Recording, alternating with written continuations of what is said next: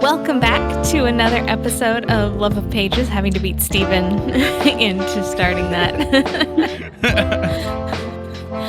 I am Elizabeth, and as always, I am joined by the wonderful Love of Pages crew, Naimah. Hey there. Jessica. Hi. Stephen. That's me. This is Geek Elite Media's virtual book club podcast, where we get together every week and trade off / torture each other with the latest reads that we want to share and drink, because why not? Pinkies. Drink. Drink, because that's what you do in a book club. So this week, for the month of May, we're doing a special collection of books. Mm-hmm. Yeah. So May 23rd, if I'm remembering correctly based off of our discussion a couple weeks ago, is Sir Arthur Conan Doyle's birthday. So this month, instead of doing one book broken out over multiple parts, we are going to do a collection of 4 different Sherlock Holmes styled books. Yes. I think is what we're going to call this, to tickle your brain for the next 4 weeks. So welcome to this journey. This week, we're starting out with my pick in the classics. So I use this as a really good excuse to go to Barnes & Noble and get the really fancy full collection of Sherlock Holmes, because that's who I am as a person. I just need an excuse for a pretty book that goes on my bookshelf. But we read A Study in Scarlet. So it is not the first published, the first chronological book in Sherlock Holmes. This is where Sherlock and Watson meet. Mm-hmm. Yay. So before we jump into that, we decided to do a mix of British drinks. So Jessica and I are both, I believe, consuming whiskey and water, which is consumed by Detective. I always forget the second detective's Lestrade? name. Lestrade. No, No. it's not Lestrade. It is the other one that drinks this. Starts with a G. I can't. Why? No. Nope. I have this. Gregson. Gregson. Greg. Thank I was like- you. Gregson. It's a See, name. starts with a G.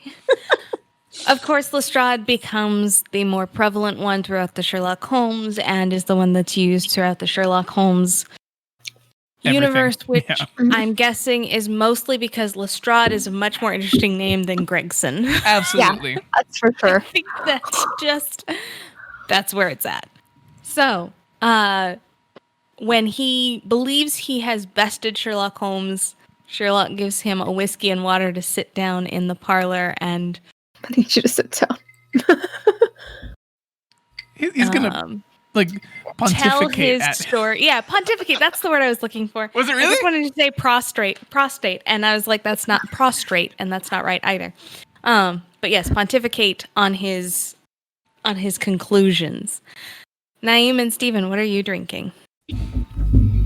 I am drinking tea. It is now tea time, even though it is in the evening here. Tea time all the time. It's relatively a good time, probably, in the UK to be drinking tea. I'm not sure what time it is there right now, but They are 7 hours ahead of us. 7. No, 9 hours ahead of us because we're We're on the Pacific. Yeah, probably not a great time, but it's fine. It's tea o'clock It is somewhere. if you're getting it is if you're up for the early shift. That's There you right. go. Yeah. It is if you're up for the early shift. And Stephen, what type of tea are you drinking? I am also drinking tea. This one, I've actually developed this new, I guess, obsession with this bottled tea from downstairs. It's from the brand Kirin. It's just a Japanese company that makes beer also. And it's a very big bottle of tea. This one is lemon tea, no honey, which I appreciate because honey is pretty nasty. And this is delicious. There is something broken with you. Honey is bad. It's got a bitterness to it. Honey, I mean, Agave Like- is a smoother version of honey. Listen, agave is horrible. It tastes like dirt. Everyone makes mistakes, and this is one of both yours. of you Jess. are broken. No, You are I'm broken. sorry. Agave and honey both have their places, and they are delicious. No, like honey, like real honey, like not Kroger honey, but like honey from a local farm. Delish. any Agave, never No. liked. stuff. Yeah, I don't want to. I see people just eating straight honeycomb. Mhm. Like, I'm like, don't do that. That wasn't for you. Is No, nasty. honeycomb is delicious. Also, really good. Dark chocolate dipped honeycomb is. I think you guys have all been drinking too much alcohol and stuff, so your taste buds are damaged because you keep Well. putting paint thinner on it. Oh, If anything were going to damage my taste buds, it would be all the Thai chilies that I keep eating. That's fair. Yeah, Those are good though. I'm So, just gonna drink. in any case, with that, let's go ahead and jump into A Study in Scarlet. Sherlock Holmes. So, how many of us have previously read specifically A Study in Scarlet? So I know Stephen has, I have. That's it. Okay. So Naimah and Jessica, Mhm. first round out, what did you think of? Well, have you guys watched TV shows or read other Sherlock related? And therein lies the problem. Mhm. Because I went in this thinking like I've read other Sherlock Holmes things, but I'd never read like the first thing. I never felt the need to. And the second I started, so I listened to this one against better judgment because I couldn't get to a store to get it in time. But the second I started listening to it, I was having flashbacks to the TV show Sherlock, and I'm like, oh no, because I've talked to Stephen about this before, where I cannot watch a TV show prior to reading the book. Yeah. It Same. fills my brain with images that are not a Same. creation. I can't get away from it. It's like a curse. And it's like, well, okay, I want to know what like my imagination would make Sherlock look like, but instead I see Benedict Cumberbatch. And it's just Yes. I like the idea that in that situation for you, the most refreshing part of the book would have been Brigham Young being added in. Like, Yeah. he wasn't in any of the versions I saw. That was crazy. that whole part two just blew my mind. I'm like, and why are we bringing Mormonism in this? I'm like, this is not in the series. And then as it went on, I was like, okay, now I understand why this was not in the series. But those are first impressions. I couldn't help drawing like random like points back to the TV show. Mhm. Me resonated with the movies and stuff, but I will have that problem probably as we discuss this whole thing of making references to Sherlock the TV show. Mhm. But the part two with the whole descriptions of Mormonism and all of that. I'm not the biggest fan of religion, but apparently Doyle was not the biggest fan of Mormonism, very specifically. To be fair, So- at the time, nobody was a fan of Mormons. Correct. That's the thing. You have to remember when this was written Oh, and also and what audience it was written for. for anyone out there who might wonder if I am offhandedly over about the Mormon stuff, like not against it or for it or anything like that, but just comment on it very loosely. I grew up Mormon. I can. Just I can't. Earn that right. And we will get to that because, yeah, Stephen, I completely forgot. We'll get there. But Jessica, Yes. what was your first impressions? I know I've read a couple Sherlock stories before. I can't remember them though because I read them so long ago. And also I do have the same problem as Naimah, where if I watch something before I read, then it kind of ruins the reading for me. But this one actually, it was pretty good. I definitely had to skim it a lot though, just because of just the way my week was. I couldn't like sit down and read it. I ended up getting it on Kindle, which also doesn't help because I don't like staring at my Kindle for more than like 10 minutes at a time. Do you but- have a Paperwhite by any chance or normal? No, I don't. Actually, it's just a Kindle app on my tablet. I haven't gotten a Paperwhite. And I keep on forgetting to actually use my blue light glasses, so that's also on me. But So, does everyone in this room have this problem except for me? You'll never find me not with my blue light glasses. I don't own blue light glasses. We gotta change that. I'm going to get new glasses and I'm going to get them put into my glasses. It's difficult to be pre-blind. Yeah. And then, yeah. Thank you. I'm like, no, I have glasses. I cannot put a second pair of glasses over said glasses. It does not work. Yeah. Yeah. I that's live. true. You just get it in. Yeah. I live as a pre-blinded person and just don't wear glasses. Like, look at something and be like, does that say 84? And I'm like, it says 12. 12. And this is why you're not allowed to drive. I only use GPS. It's fine. That's not how that works. No. But I have pulled away from your review, Jess. I'm sorry. No, it was fun. And then you get to that Mormon part, and I was literally just like, why am I here? I like missed this saying. I was really like, why are these two people dying in the desert? What just happened? And then you finally get to the names, like part 5 of that part, and I was like, oh, I know that name now. Okay. I think why this is here. But wow. Everything else is just, yeah, the TV show. Oh, yeah, they met in the autopsy room. Yeah, Sherlock was doing a study on Bruce's. How do you guys feel about the fact that he is not a drug addict or an alcoholic? Yet. Yeah, I assumed like it was just a later on thing that he comes out. But he's like, oh, yeah, by the way, I've been an alcoholic the entire time. This is one of his clean periods, just like waves and ebbs, and he's good then, and that's why he's looking for a roommate. They're like, we're good, and then 2 months later, like Watson will be like, why is he on the floor? And it's like, didn't have a great day. Okay, yeah, that's true. And I will note that this is like in the newer television series, they of course had to do it because it was modernized, so they had to deal with opium addiction and alcoholism and all that. But like back then, opium was slightly taboo, but alcohol really wasn't. So. They still went through a lot with Sherlock back in the day because it was not limited to any kind of just soft stuff. Like he did the hard stuff. Was it? Oh, yeah. I still just assumed it was just he was a scientist. He was crazy.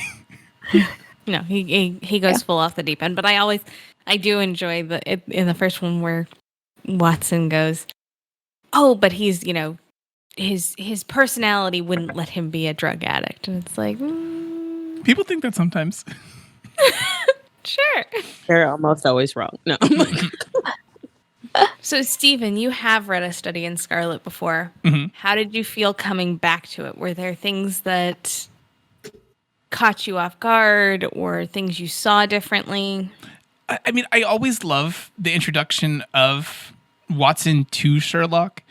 And it's weird because I've never been able to process that interaction between the two of them as the two of them meeting by themselves, because I watched The Great Mouse Detective as a kid and then read Sherlock Holmes.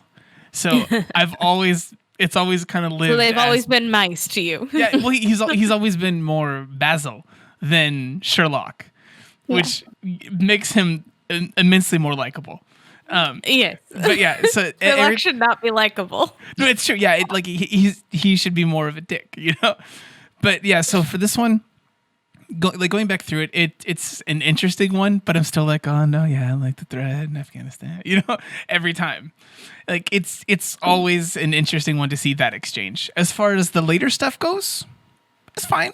Like we had said before pushing record for this one, you said it's more about the things that Sherlock kind of thinks or how he deduces his way through stuff rather than the actual overall plot. And that is very much on display in this one. Yeah. Yes. So, yeah, I also read it at a much younger age. And I'm not going to lie, I completely forgot that this is the one that had all the Mormonism in it. Yeah, I did not recall that at all. Like, the second part started and I was like, wait, what? Oh, right. Oh, did I pick this one? And I was like, maybe I should have picked a different one. But in any case, yeah, no, a lot of it, I think what struck me the most reading it through this second time is I definitely felt more the indignation that Sherlock has against Gregson and Lestrade. I also find it really funny. Like everybody, when they think Sherlock Holmes, for those who aren't like super focused on the primary stories, thinks of Lestrade, thinks of Watson, thinks of Sherlock Holmes. Gregson is not a thing, is not a person, it is not a character in any of the books or any of the movies or shows. So, and their rivalry, I think I kind of glossed over when I read through as a young adult. Mm-hmm. But yeah. So, plotline. If there is such Which one? Part 1 or part 2? Yeah. So A Study in Scarlet, as with most of the Sherlock longer pieces, Sir Arthur Conan Doyle does a dichotomy. Here's the investigation. Okay, now I'm going to give you the whole backstory, and then I'm going to wrap around to how Sherlock figured it out. Yeah. It's kind of the Law and Order method. Yes. Instead of getting a confession, I mean, you get a confession, but instead of having it told to you in the form of a confession, he just plays out the story for you. Mm-hmm. So, part 1, Sherlock and Watson meet through a friend of not a mutual acquaintance. Really, it is a mutual acquaintance. Somebody Watson knows from pre-army and who happens to know Sherlock from his time in the laboratory. And they are both looking for a roommate, so voila, they are roommates because that's the way it works. And the funny part is that's still the way it actually works. Yep. The rent is still too dang high. The rent's still too dang high, and you're just like, who do I know that knows somebody who needs a roommate?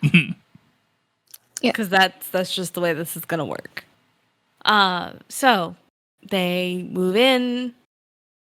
As always, Sherlock Holmes is told from the point of view of Watson, who begins by trying to deduce himself what Sherlock Holmes does for a living, which I found really entertaining, as always. And he lists he does it by determining Sherlock's knowledge bases, but he still can't quite piece it together. But then he reads an article that Sherlock wrote for a magazine, which is really more just like an extensive newspaper in all reality at the time, or an academic journal. And he loses it because what's in the article just doesn't make any sense to him. It just sounds too dang crazy. It's too dang crazy. And he finds out that it was Sherlock who wrote it. And then boom, we have a case. Because, you got to prove Sherlock's theories in these articles. Case is a U.S. gentleman, Deber, is found dead in an abandoned house at 3 a.m. with a candle burning. No signs of what killed him. Yep. Sherlock gets called in. A taxi had been brought up. Taxi had gone. We come to find out the police had the murderer, but they thought he was a drunk because they thought he was drunk. Yep. And they had better things to deal with. Sherlock, Lestrade finds Rasha on the wall. I think they were spelling out Rachel in blood. Yeah. Clearly, it must be Rachel. Sherlock goes, no, Rasha is German for revenge. There will be no Rachel, but you keep going for it. You go for it. You go on that track. Deber had been accompanied by his secretary. I just want to keep calling it Stormageddon. I know that's not right. Strongston? Strongston, yeah. Something like that. Stringston. Steven's laughing at me. No, just Stormageddon. Aren't watching the movie. All I think about is the Doctor Who episode. And I'm now lost Naimah for the evening. Yep. She's gone. It was his secretary, who was then found murdered by Lestrade, stabbed in the side, in a hotel room that he was hiding out in, with a telegram that just says, JH is in Europe.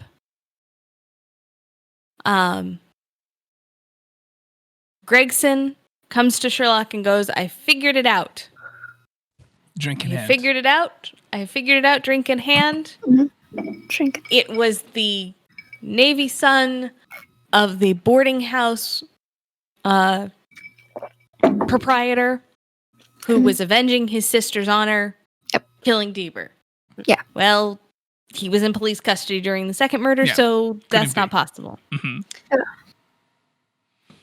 Sherlock then sends out his army of street urchins. Mm-hmm. Who we now have a whole TV show about, and their mystical dues. Oh, that's what that is? Yeah. Okay. And they bring back a cab driver who Sherlock immediately handcuffs and announces Here's your murderer. is the murderer. Cut to black screen. Part 2. We are in the Nevada, Colorado, Utah desert. Utah desert. I always, because like it doesn't tell us how long they continue to travel with that caravan after they meet up till they get to Utah. So I'm like, where are we? Like somewhere west of the plains, east of the Sierra Nevadas. Somewhere. They traveled long enough to establish a relationship and like the guy enough to give him land. So I felt like it had to be a couple weeks at least. But I don't know. Maybe relationships went quicker back then. Well, they also didn't move very fast. Yeah. So Yeah. I mean, also, for us West Coasters, like we know like the different states. Anyone outside of like the Four Corners is just like, yeah, the desert all there. It all blurs into itself, doesn't it? No. Yeah. As a person who traveled through them, it does in fact blur all together. I was gonna say, A little bit. I always feel like that they were. This was like when they meet, it's like Eastern Colorado. I'll accept Because it. that's the feel I get. Yeah. Like barren and you don't yet see mountains. Yeah. So, but in any case, open to a scene, withered, dying man climbs up behind a boulder. Just a raisin of a human. Raisin of a human, can't find water, can't find food, drops his gray knapsack, and poof, out pops a 5-year-old. What? A blonde, curly-haired 5-year-old who's not actually related to him. Turns out that they are the 2 survivors of a caravan moving west. Mhm. They determine that they are going to die. They fall asleep to succumb to death and the vultures of the desert. And this massive mirage of a caravan appears. Yep. Thinks that they're Indians, determines they're not Indians because she's blonde. Like it's a good tell that a person isn't of native descent at this point. Yes. Yeah. Being blonde hair does not tend to equate with being Native American. Mhm. Yes, this is accurate. So they bring the 2 of them to Brigham Young, Like where you do. he declares, if you will become true believers, we'll take you out of the desert. Otherwise, we're going to leave you here to die. Like the way that you said it, if like you said it like if you do this, I mean you could be with us. It's more like if you do this, you can come with us. If you don't, Vultures. yeah. Yep. And so then Friar, the Yeah. gentleman's Just name, like, makes yeah, it- sure. like, I'll agree to whatever terms you want. Like, just she's now my daughter. Just this is the way this is gonna work. Is this like faith obtained under duress? Yes, it is. Cool. I'm just gonna throw this out here. Is it most? You know what? That's fair. Yes. That's fair. It is. Yeah, it's either under duress and or usually you are a minor and can't consent. That's it. We've taken religion Those are down, really guys. your only options. No, we just No. taken them down. We've just been saying what they always say, and then they're just like, "But you have to," and it's like, oh, "Okay, but they said I had to." So they join the caravan. They get to Utah. He is so great that he gets set up with a piece of land. And I think he they said amasses a 2,000 fortune. acres. I think so. Geez, so That's a huge much chunk of land. It is so much land. Yeah, like what? Like there's just land upon land upon land. Yeah. And he accepts all of the rules of the faith with one major exception. He is not so fond of the polygamy. That is not an acceptable thing to him. He, unfortunately, at this point in time, would have come at the exact wrong time for that one because it wasn't supposed to be a thing before that. Wasn't supposed to be a thing before that. Not really a thing starting. I mean, it takes a ways while after, from here, yeah. but you know, eventually, up to current day, it's no longer a thing that's okay. He just kind of got stuck in that real wrong spot. Yeah. In any case, so he doesn't take a wife. Daughter grows up. She becomes the flower of Utah because apparently they don't have any other girl children. I don't get that. All the other Okay. women are off. They're just ugly. That's just She's it. She is the only eligible bachelorette in all of Utah. Is what we come to find out. She is it. So she falls in love with a Nevada cattleman, minor. Yeah. Kind of does a little bit of everything. Who wouldn't? And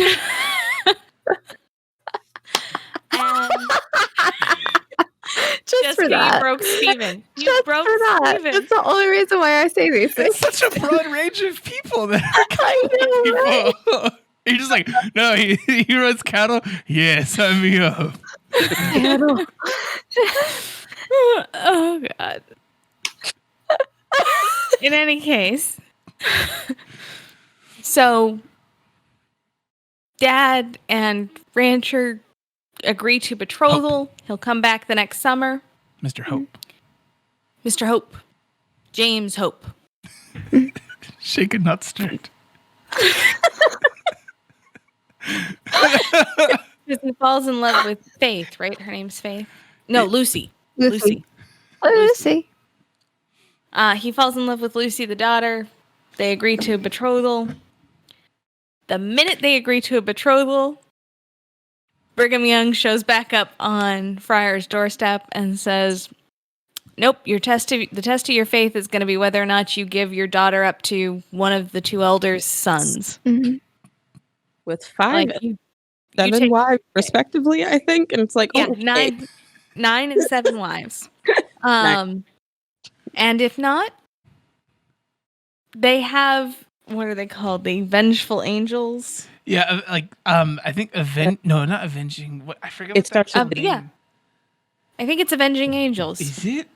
It's something so. to that. It's something like that. Certainly, the last word is angels, but I forget what that first word is. The Avenging Angels. Oh God! It just spilled out of me. It's deep. The church would be so proud. No, I'm kidding. This is probably not one of those things they like to discuss. Well, Who come through in the middle of the night to kidnap sinners to stand trial that they never are not found guilty on. There is no way to be found innocent in these trials. Brigham Young gives Friar and Lucy 30 days. You get a month. And then very creepily starts counting down the days by breaking into their house and putting it places. Because that's not terrifying. You need to be reminded, it's like, listen, you only have 30 days. It's now 29, 4 minutes. So Friar gets word out to James Hope. And on the very last night, James sneaks past the avenging angels and sneaks them back out. Mm-hmm. And they set off trying to get to Carson City because they'll be safe once they get to Carson. Eh. And so they're riding along and they're riding along.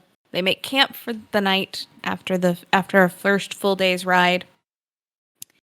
And James goes off to kill something so that they can eat, because that's a thing you have to do. Steak number 1.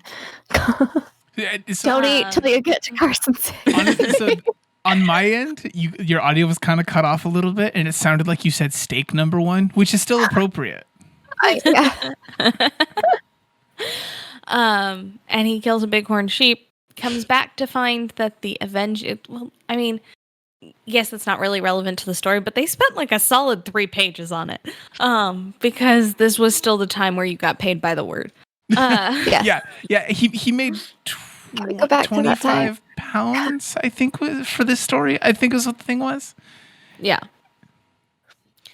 So in any case, by the time he gets back, Friar has been killed and buried, so he took way too long killing the bighorn sheep. It's got like 30 minutes. I guess. Just how did they even? And Lucy has been kidnapped back to Salt Lake City. James sees red, follows them back to Salt Lake City, starts tormenting Deber and Strongston?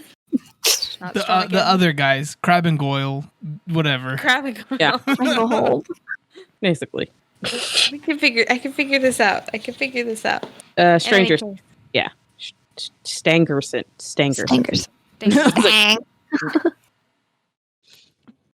And he starts tormenting them for a while, and then after a year, or after a few months, he decides he needs to go back to Nevada. He needs to amass wealth to really seek revenge. Yeah. Well, it should be noted that Lucy died a month after marrying. I can't remember which one she got to marry. Deber. Deeper. Deber. Because He won in the council because she Yeah. didn't actually get a choice. They No. just made a determination for her. Yeah, she died a month after, and James rushes in just before she's buried and rips off the wedding ring, Mhm. which is the wedding ring that is found on Deber's body because James dropped it, which is why he went back, which is why they had him in custody in the first place, pretending to be a drunk. In any case, he goes back. He ends up being there for 5 years in Nevada, and then sets off on his revenge. Discovers that the 2 men that he has decided he must take revenge on have split from the church because they didn't get all the power that they wanted. There's a whole schism that they kind of bring in on that one, Yeah. which makes sense at this time period they're doing. Yeah. And so then he hunts them down into London, where he murders them both. And then we wrap around back to the conclusion where Sherlock shows how he deduces the fact that Everything. James Hope was the murderer. Yep. Mhm. Conclusion of the story. I did like the detail of the whole hemorrhage thing, and that's what is used for the writing. Like, oh. That was good. Yeah, no. So yeah, with most of the you mentioned it, Stephen. Most of the Sherlock Holmes stuff is descriptions about how Sherlock deduced, and not really what actually happened. I imagine that's the way that the story is written. Also, I found out this interesting tidbit about how this could be, and so I need that detail to fit this murder now, or not necessarily always a murder, but you know what I mean. Yeah. Because Absolutely. that's how I would write that also. I mean, you come with the interesting bit, fill in the rest of it after. I mean, writing a book purely about like how someone figures something out, you need to figure out how he would figure it out first and then make the story fit that. Otherwise, you're going to have some plot points that don't line up anymore. It's true. Yeah. This is valid. Favorite character? Favorite side character? Obviously, Sherlock and Watson are our favorite. Dang it. I was like, what? No. Favorite side characters? I don't know what to say for this one personally. I got nothing, I don't think. The book. Okay, fine then. I mean, Sherlock or Watson? Just based off of this. Watson, Just based off of this story. Watson. Everyone loves an underdog. Watson. No, I still can't decide. It's like, I want to say Watson because just generally Watson is my favorite, but I didn't mind Sherlock in this. Like, Yeah, Sherlock. He's not a butthole here.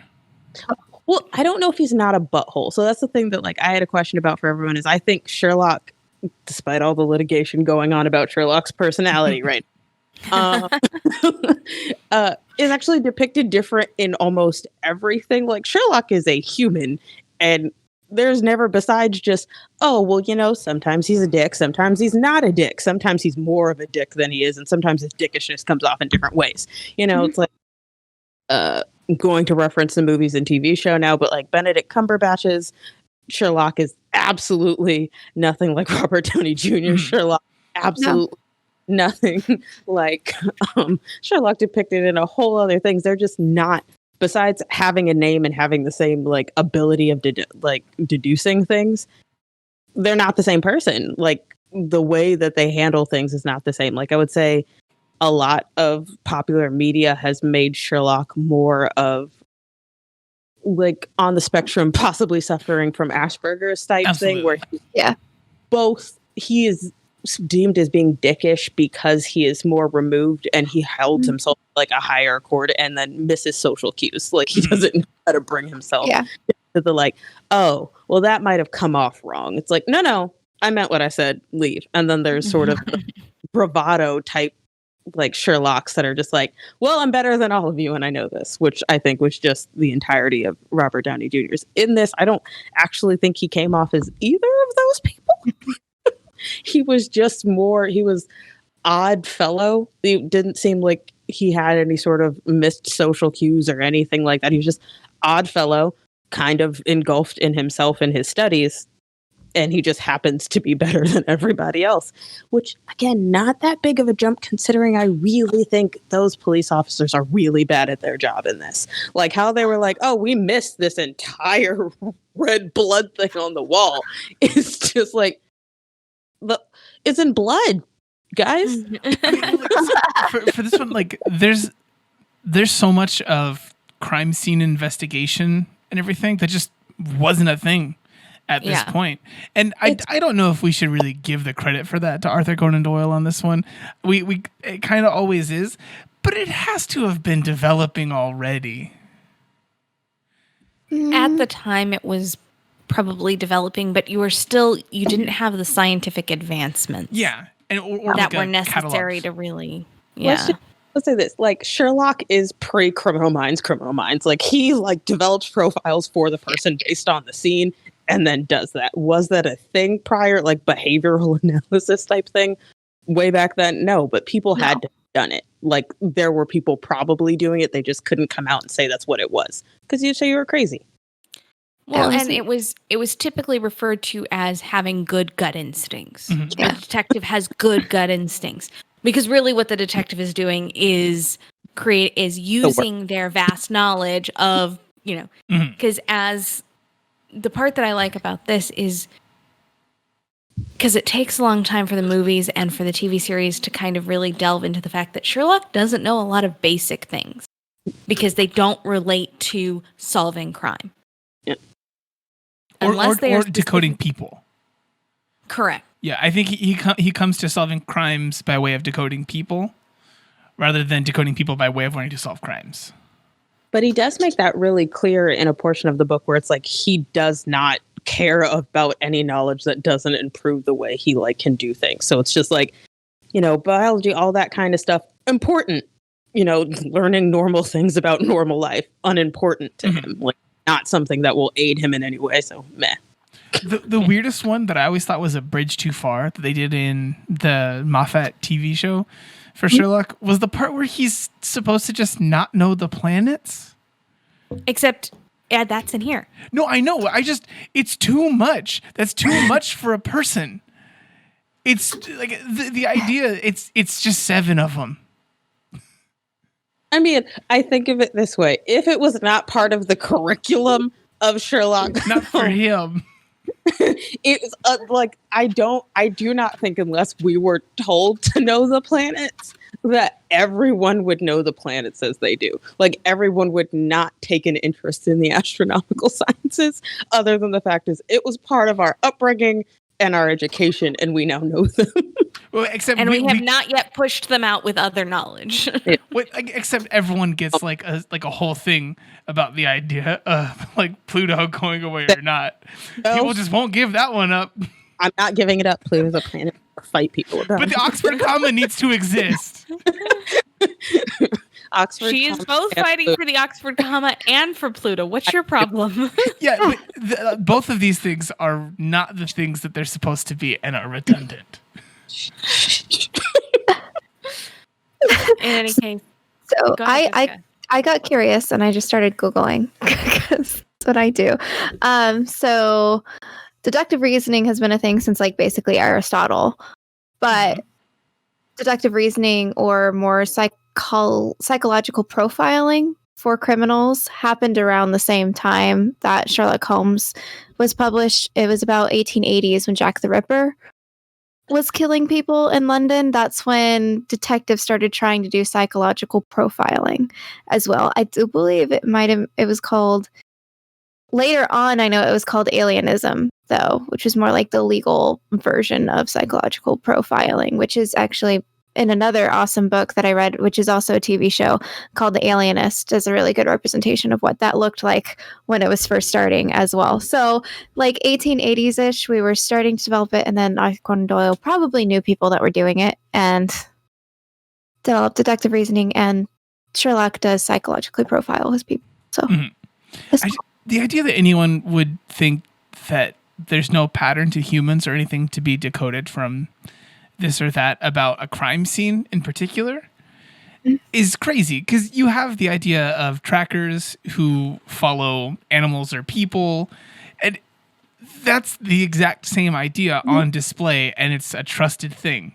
But for a crime scene, like, no, it's too much. It's too much. No, it could have happened before too, because if you think about like fetal alcohol syndrome, like people like to think that was something we didn't find out till later on, but Hippocrates figured it out. But people just forget in the like from Hippocrates. There's like this grape like there's time in which they're like alcohol, sure. Humanity drops knowledge on a whim. We know lead is bad, and we have known lead was bad, and for a while we're just like, it's fine. Kids can make little soldiers out of it. It's cool, whatever. Yeah, exactly. Like, who knows if they weren't doing deductive reasoning and psychological profiling back in ancient Greece for their murders? We just don't know. Like, I mean, that is what unfortunate. they're doing.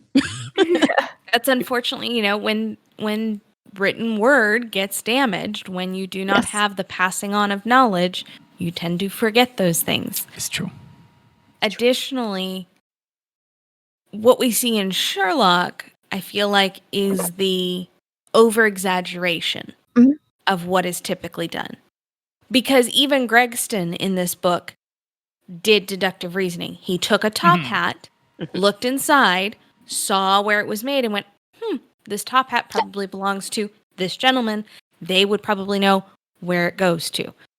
So they picked up on those things. They just didn't pick up on all of those things because they weren't trained in the sciences. Yep. And that's one of the things that I really do like about the Sherlock series, if not just because when it gained popularity, it didn't force people. It made people want to look at the minute details in everything, like things that like we normally just completely, like, I don't know how many times it happens for you guys, but like we're walking around and like I'll see something, I'm like, I wonder where that's from. And there's just like a blaring sign in front of me that's like where it's from, but my eyesight is just like, I wonder where that comes from. It's like made in like Thailand. I'm like, never know, I guess. And they're just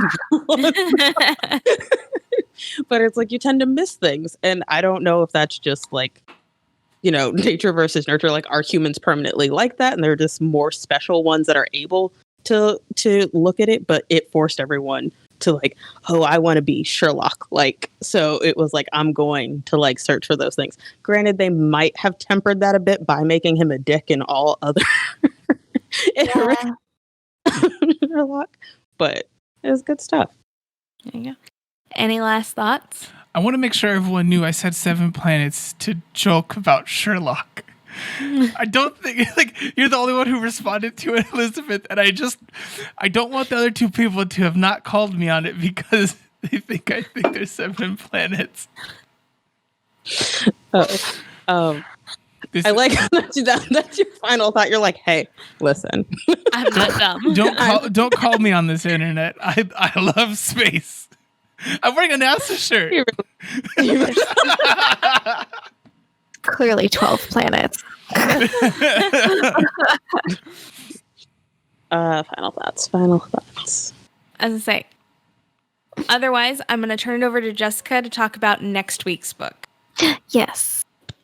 Next week's book, since I am the young adult chooser of the group, I guess, is going to be A Study in Scarlet, which is one that I've actually wanted to make you guys read for a while. So A Study in Scarlet is the great granddaughter or something, grandniece, I don't know, somehow related to Sherlock Holmes. And Jamie is the great grandson of Watson, or however many generations it is. And through kind of sort of happenstance, Jamie meets Charlotte at a boarding school, and things ensue. And it is also told in the point of view of Jamie, of Watson. It is about Charlotte, but it is told in his point of view. One of my favorite things about it, and it's kind of a warning, I guess, is it is definitely not Sherlock. Charlotte is not Sherlock. Charlotte is a child that was born to be Sherlock. And so it does deal with how that's not necessarily a good thing, I guess you could say, when you're born to be a legacy of someone like Sherlock, kind of thing. But it's really good. I really enjoyed it. It is unfortunately the start of a trilogy. I'm sorry, but it is a good standalone, Always though. do that to us. It's okay to be a standalone. I will say the mystery gets wrapped in this book. Okay. So I think it's only it's part of like a trilogy. I mean, like Sherlock goes on forever. They can't just stop. Yeah. Oh, and it's written by Brittany Cavallaro. Excellent. Maybe Cavallaro. No, Cavallaro. I think she's, yeah. But yeah. Yeah. All right. Well, on that note, Naimah, where can people find you at? I am on Instagram as Other Pages, Other Places, and also on Instagram and Twitter as Imogenon. And Jessica, where can people find you? You can find me on Twitter as JM Bailey Writes. And Stephen, where can people find you to correct you on the number of planets Thank you. in the solar system? I was going to say, come tweet me to say that you understand. No, you can find me on Twitter as Peppermint Gent, which is short for Peppermint Gentleman. And you can find me with the rest of Geek Elite Media at Geek Elite Media and our Facebook page /Geek Elite Media. Archived episodes of this podcast and other podcasts can be found on our website, geekelitemedia.com. Please remember to rate, review, and subscribe to us on whatever podcatcher you use. And if you have a couple extra dollars and you want to throw them our way, you can find us on Patreon. It helps us put together this podcast and all of the other events on the Geek Elite Media Network. But until next time, this is The Love of Pages, reminding you to always keep turning those pages and always remember to Geek out. Geek out.